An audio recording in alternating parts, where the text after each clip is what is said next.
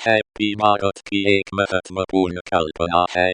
हमारे जलाशयों की छिपी हुई उपयोगिता को समझना और उसे सुरक्षित तरीके से विकसित करना। सरल शब्दों में, तालाब, झील और अन्य उपयुक्त जलाशय केवल पानी जमा करने की जगह नहीं है।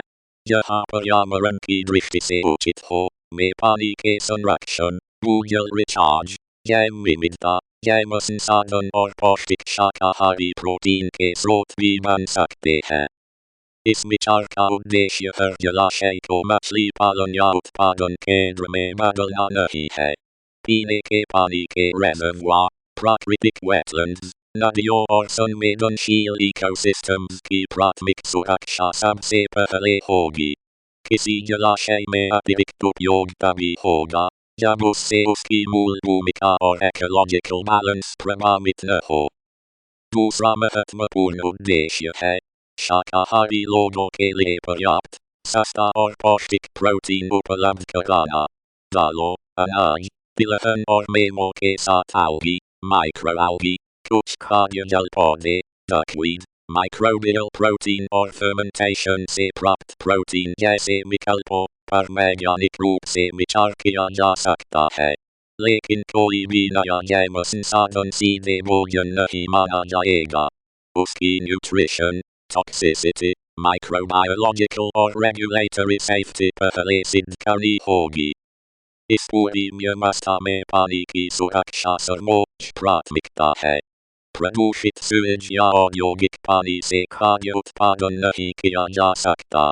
पानी की quality, pathogens, heavy metals, chemical residues और बायोअक्यूमुलेशन जैसे जोखिमों की जांच तथा आवश्यक ट्रीटमेंट के बाद ही फूड प्रोडक्शन संभव होगा। अब आता है एक रोचक विचार, सूर्य की रोशनी का नियंत्रित पुनर्वितरण। जहाँ सनलाइट उपलब्ध है, लेकिन किसी उपयोगी प्रोडक्शन जोन तक सीधे नहीं पहुंचती, वहाँ मिरर्स और ऑप्टिकल सिस्टम्स से उसे वहाँ पहुंचाया जा सकता है जहाँ उसकी आवश्यकता हो। इसका अर्थ नई ऊर्जा पैदा करना नहीं है।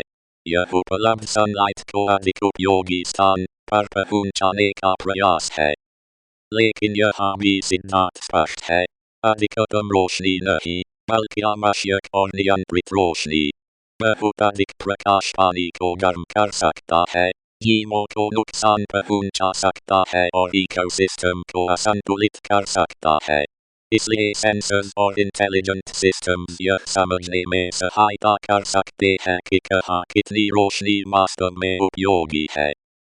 भविष्य में सेंसर्स पानी का तापमान, dissolved oxygen, nutrients, turbidity, water level, sunlight और biological health जैसी चीजें लगातार माप सकते हैं। AI इन जानकारियों के आधार पर प्रोडक्शन और इकोलॉजी के बीच बेहतर संतुलन बनाने में सहायता कर सकता है।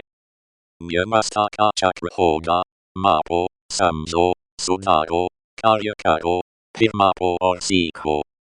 रोबोटिक्स भी इसमें महत्वपूर्ण भूमिका निभा सकती है। पानी की जांच, सैंपलिंग, हार्वेस्टिंग, क्लीनिंग, मेंटेनेंस और इंफ्रास्ट्रक्चर इंस्पेक्शन जैसे दोहराव वाले या कठिन कार्य रोबोट्स कर सकते हैं। इससे मनुष्य रिसर्च, इनोवेशन, साइंटिफिक जजमेंट और सुपरविजन जैसे अधिक महत्वपूर्ण कार्यों पर ध्यान दे सकते हैं। इस विचार में एक और महत्वपूर्ण सिद्धांत है, रेसिडुअल मैटर को केवल वेस्ट न समझना। यदि किसी पानी या न्यूट्रिएंट स्ट्रीम में सुरक्षित और उपयोगी न्यूट्रिएंट्स मौजूद हो, तो ट्रीटमेंट और वेरिफिकेशन के बाद उन्हें बायोलॉजिकल प्रोडक्शन में वापस लाया जा सकता है। लेकिन न्यूट्रिएंट की उपलब्धता कभी भी फूड सेफ्टी से ऊपर नहीं होगी। आदर्श स्थिति में एक उपयुक्त जलाशय एक साथ कई लाभ दे सकता है। पानी का संरक्षण, biological production, protein, biodiversity, nutrient cycling, ground water recharge और इकोलॉजिकल सर्विसेज। लक्ष्य किसी एक आउटपुट को अधिकतम करना नहीं, बल्कि पूरे इकोसिस्टम का संतुलित और दीर्घकालिक लाभ प्राप्त करना है। इसी दिशा में एक संभावित व्यवस्था की कल्पना की गई है, Happy Bharat Aquatic Bioresource and Protein Realization Engine। इसका उद्देश्य है water, food, protein, ecology, energy, resources और automation को एक साथ जोड़ना। इस पूरी सोच का सबसे गहरा संदेश है, किसी दिखाई देने वाली कमी को तुरंत स्थायी कमी न माने। पहले समझें कि कमी क्यों है, फिर देखें कि प्रकृति, biology, technology, clean energy, AI और मानव ज्ञान के संयोजन से उस अनयूज्ड पोटेंशियल को सुरक्षित और उपयोगी बनाया जा सकता है या नहीं। अंततः लक्ष्य अधिकतम उत्पादन नहीं है, लक्ष्य है पानी की रक्षा करते हुए, पर्यावरण को सुरक्षित रखते हुए और मानव स्वास्थ्य को प्राथमिकता देते हुए उपलब्ध प्राकृतिक और तकनीकी पोटेंशियल का बेहतर उपयोग करना। यही इस विचार की मूल भावना है।